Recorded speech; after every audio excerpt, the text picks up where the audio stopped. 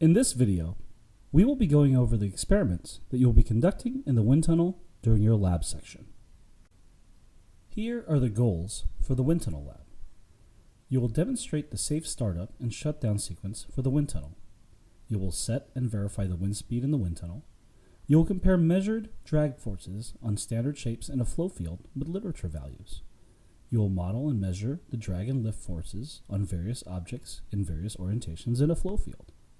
You will also predict the drag and lift forces of the various objects in seawater using dimensional analysis. Finally, you will also compare experimental results with the results obtained using COMSOL Computational Fluid Dynamics, CFD for short, in the Engineering Computing Facility. Here is a box that you will see in the wind tunnel room. You will be controlling the velocity of the air in the wind tunnel using this box.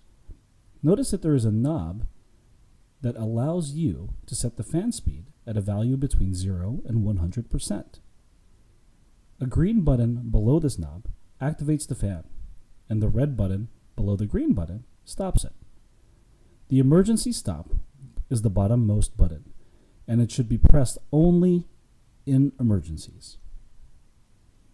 The variables that you can control in the wind tunnel are the rotation speed of the fan, which controls the speed of the air in the wind tunnel, the type of object that you can place in the wind tunnel, and the angle of attack of that object in the wind tunnel. You will be measuring the lift and drag forces on the object, and you will be using a digital manometer to determine the pressure differences on a pitot tube. Therefore, drag force, lift force, and pressure output are going to be your dependent variables in this test. Here is the wind tunnel test section. By turning the knob on the control box, you can increase the fan rotation per minute, which increases the flow velocity. You will need the viscosity and density of the air in your calculations, and you will have to determine this in lab. It will help to know the ambient conditions in the lab when you're conducting your experiment. You will place your model on a dynamometer as shown in this picture. The dynamometer on which the model is mounted upon will be used to measure drag and lift forces. You will be measuring lift and drag forces using a dynamometer with linear voltage displacement transducers, LVDT for short. The LVDT box is located right above the wind tunnel test section. The box will be calibrated when you come to lab. It is very important that you do not touch the LVDT box. You will only be recording the lift and drag values that the box outputs. You will not be adjusting the box or touching it in any way. An L-shaped pitot tube is located on the bottom of the wind tunnel test section. It will be used to determine the velocity of the air in the wind tunnel. The pitot-static tube is a device that enables the determination of fluid velocity. The pitot tube senses total pressure, denoted by P sub T on the picture, and static pressure, denoted by P sub S in the picture.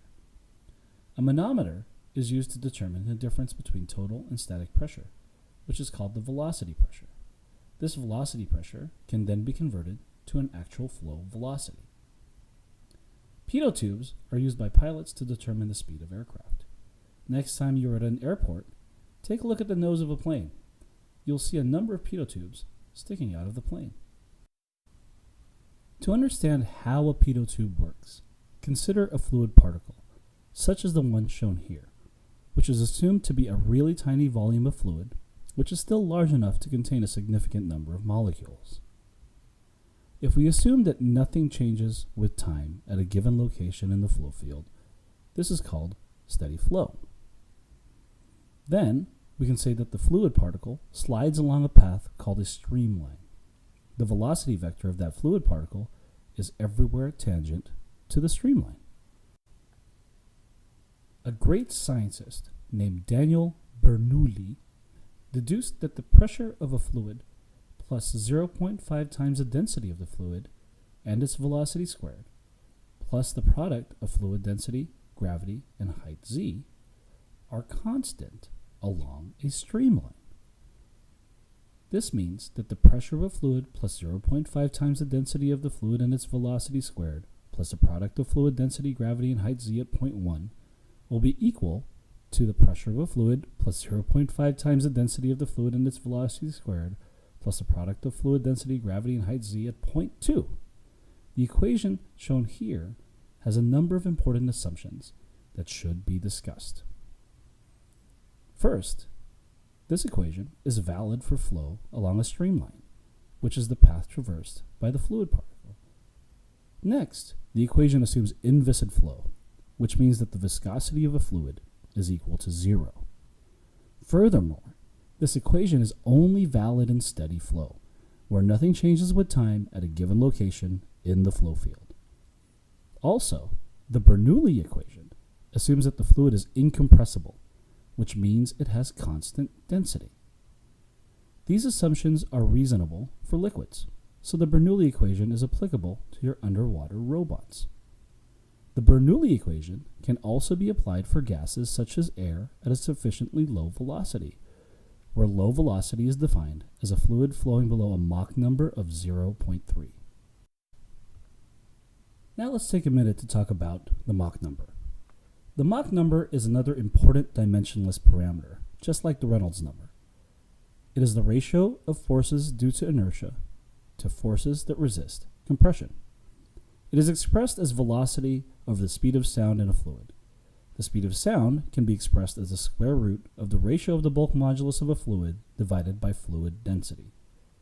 Note that the speed of sound for air at sea level is 340 meters per second.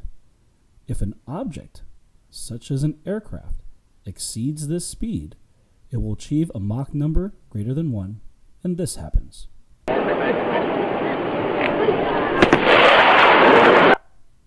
That loud sound was a sonic boom, which is the sound associated with shock waves, which are created whenever an object traveling through the air travels faster than the speed of sound. What are shock waves? Well, let me tell you about a great Austrian physicist named Ernst Mach. The Mach number is named in his honor. Ernst Mach is noted for his contributions to physics, especially in his studies of shock waves. One thing that's really awesome about Ernst Mach is the fact that he photographed shock waves caused by bullets in 1888. Unfortunately, you won't be encountering shock waves in the lab. This is because our wind tunnel's maximum speed is 140 miles per hour. This is below a Mach number of 0.3, which is about 230 miles per hour at sea level. Therefore, the Bernoulli equation can be used in your experiments. So, let's get back to the pitot tube. Again, the pitot tube senses total pressure, denoted by P sub T on the picture, and static pressure, denoted by P sub S in the picture. Let's apply Bernoulli's equation in this case, and this is shown here. The change in density, gravity, and z is negligible, so we can eliminate rho gz on both sides.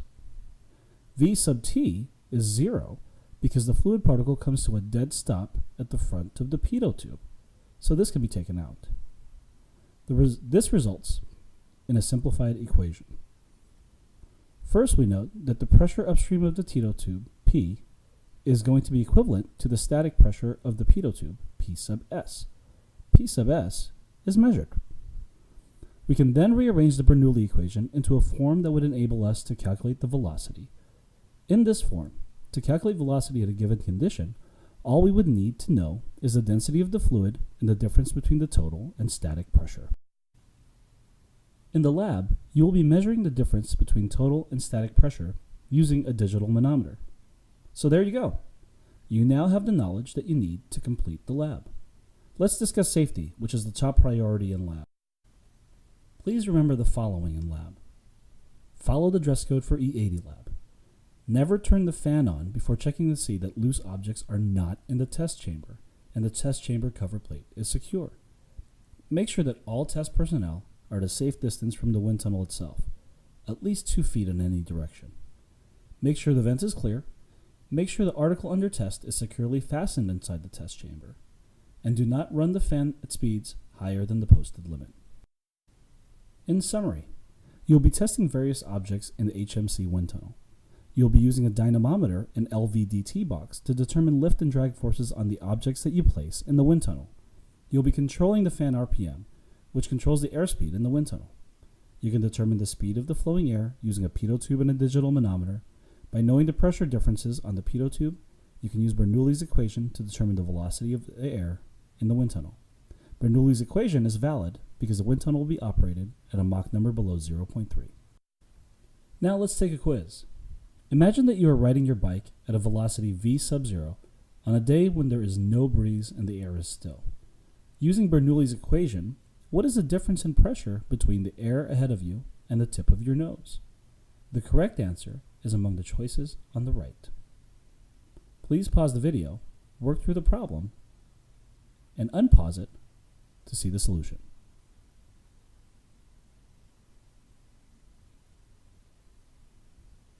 The correct answer is C. Bernoulli's equation is constant along a streamline. So if we can imagine a streamline going from a spot ahead of you and ending at your nose, the rho gz is constant and can be removed from both sides of Bernoulli's equation. The velocity of air at the tip of your nose, v sub 2, is 0, and the velocity of air upstream is equivalent to the velocity of your bike. Therefore, the difference in pressure between points 1 and 2 is 0.5 times the density of air times your velocity squared.